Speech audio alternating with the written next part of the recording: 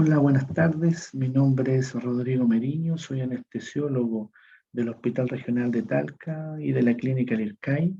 Y el tema que hoy nos convoca es acerca de los alergenos en pabellón.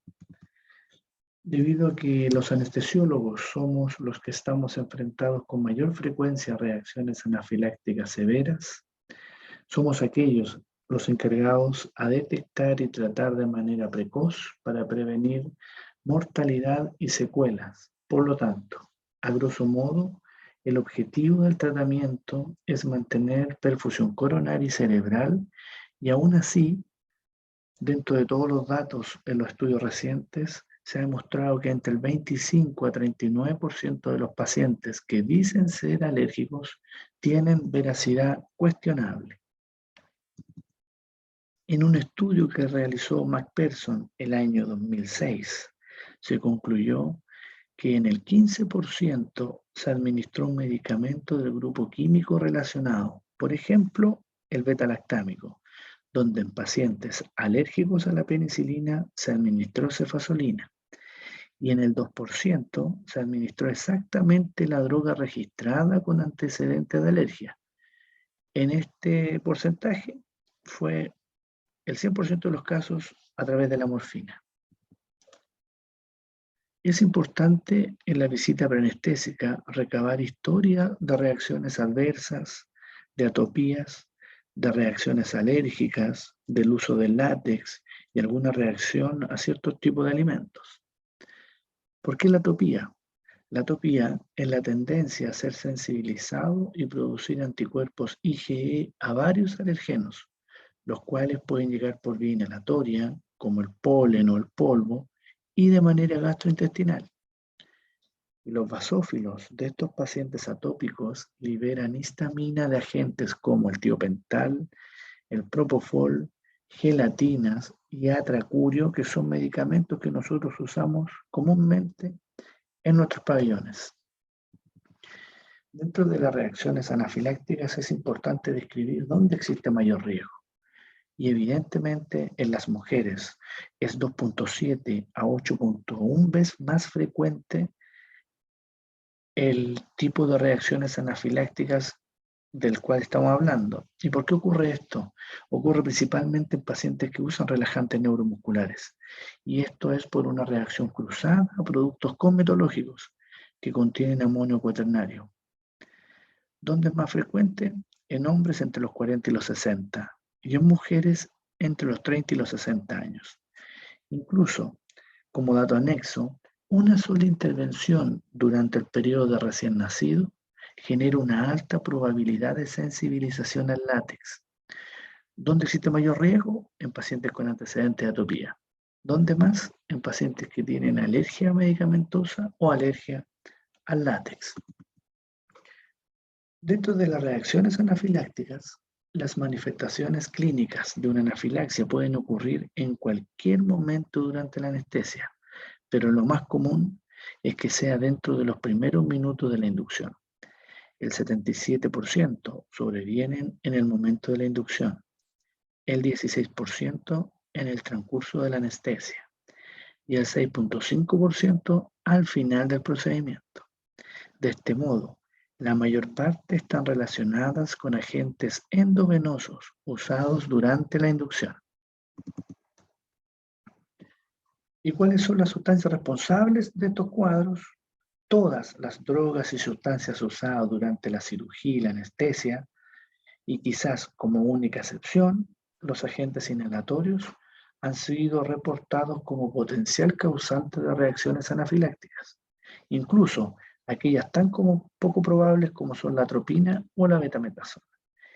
Y aún más, ninguna premedicación ha sido capaz de reducir la incidencia de reacciones anafilácticas perioperatorias. El GERAP, que es un grupo de estudio de reacciones anafilácticas paranestésicas, ha realizado 7 estudios documentando la epidemiología de cerca de 5.000 reacciones anafilácticas con riesgo vital en Francia desde el año 1984 hasta el año 2002. Los grupos de sustancias con mayor incidencia de reacciones anafilácticas perioperatorias, incluso demostradas con exámenes, son los bloqueadores neuromusculares, el látex y los antibióticos. Acá vemos en este cuadro la tendencia desde el año 1984 hasta el 2002, donde a pesar de que el N de los relajantes neuromusculares ha ido disminuyendo de manera importante, se mantiene como la sustancia con mayor incidencia de reacciones anafilácticas, seguida por el látex, los hipnóticos, los opioides y los coloides. Acá el cuadro resumen, donde tenemos que el 54% de las reacciones son por relajante, seguido del látex, luego los antibióticos y ya con mucho menor frecuencia los coloides, opiáceos, hipnóticos, etc. Los relajantes neuromusculares. La incidencia de reacciones anafilácticas, alérgicas a los relajantes ha tendido a disminuir en el transcurso del tiempo y esto probablemente sea por una indicación más selectiva en el uso de estos fármacos. Esto ha contribuido a aumentar la incidencia de reacciones a otros productos, como el látex y los antibióticos. A pesar de todo, el grupo más implicado sigue siendo el de los relajantes, entre el 54 y el 81% según el periodo observado en la tabla que les mostré anteriormente. Y su incidencia relativa es un reflejo del uso de estos fármacos en el transcurso del tiempo, por lo que en los últimos años se ha producido una disminución de reacciones anafilácticas a la succinilcolina y el becuronio y un aumento a drogas incorporadas recientemente como el rocuronio. En estos cuadros de acá vemos la evolución del porcentaje de incidencia relativa de reacciones anafilácticas a los relajantes en Francia en los últimos años. Se señala el periodo estudiado y el porcentaje que corresponde a relajantes entre paréntesis. Mertex y Laxener clasifica a los relajantes en tres grupos. Un grupo de riesgo elevado, que es el succi y el rocuronio. Un grupo de riesgo intermedio, que es el becuronio y el pancuronio.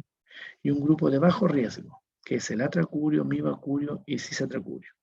Y en el cuadro de la derecha vemos cómo se ha ido comportando en el transcurso de los años las reacciones anafilácticas a cada uno de los medicamentos anteriormente nombrados.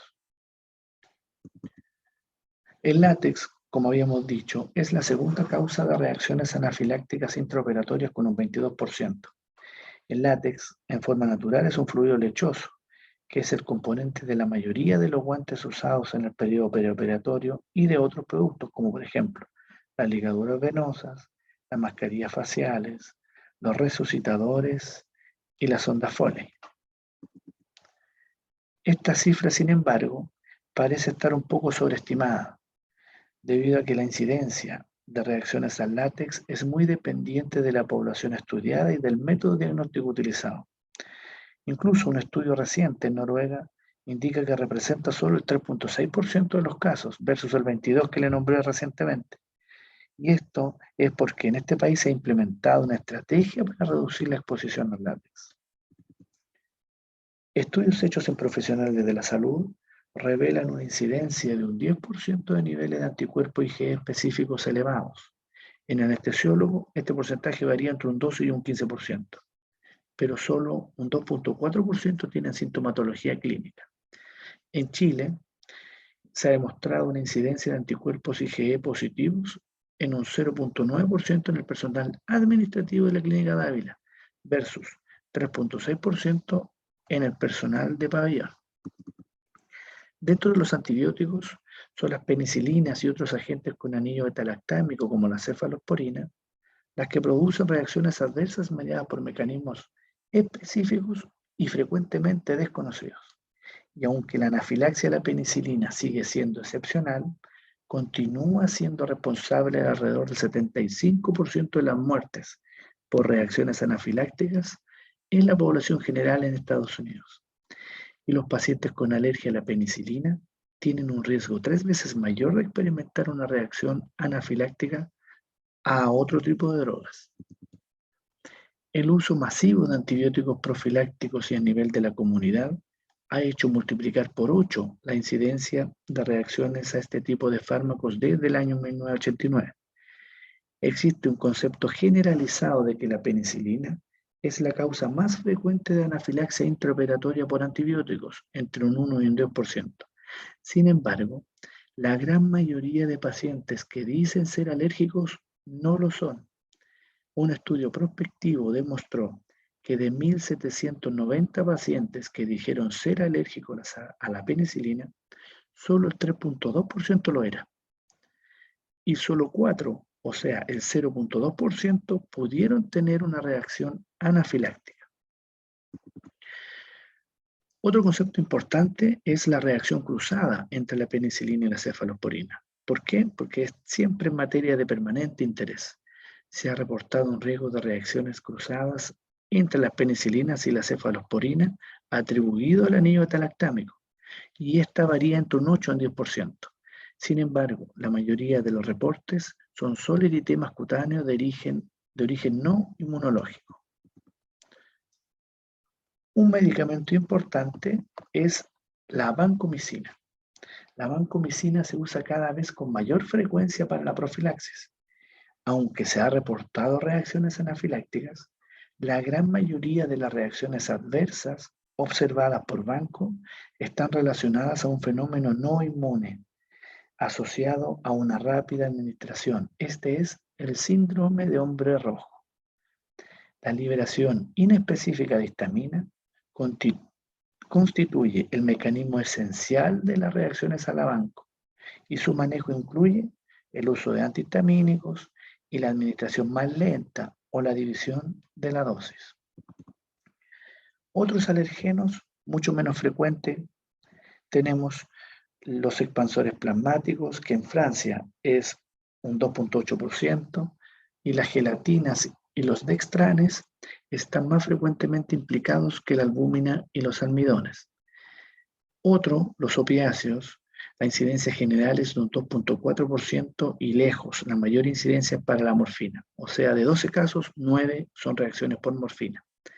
La incidencia general de los hipnóticos es de un 0.8%. Y entre los hipnóticos es el propofol, el que ocupa los 2/3 de las causas de reacciones anafilácticas por hipnóticos. ¿Y esto a qué se debe? A que es uno de los hipnóticos que más se usa en pabellón. Contrariamente a lo que siempre se ha supuesto, el riesgo de anafilaxia a los anestésicos locales es extremadamente bajo. Este es un dato muy importante, tanto del grupo amida como del grupo ésteres, a pesar del gran número de anestesias locales y regionales que se realizan día a día en los pabellones quirúrgicos. La incidencia general para los anestésicos locales es de un 0.6%. Y las reacciones anafilácticas reportadas se deben generalmente al uso de preservantes, como son el metilparabeno, el parabeno y el metabisulfito de sodio. Entonces, como gran resumen de esta presentación, tenemos que tener claro este gráfico. ¿Por qué? Porque son medicamentos que usamos día a día en pabellón, y si tenemos algún paciente que está presentando una reacción anafiláctica, y lo primero que tenemos que pensar es en los relajantes neuromusculares, luego látex, los antibióticos, y por último, si descartamos cada una de ellas, pensar en opiáceos o hipnóticos. Acá tenemos la bibliografía donde saqué la presentación. Hay varios datos importantes, varios estudios importantes actuales para los que quieran indagar un poco más de información. Eso es todo.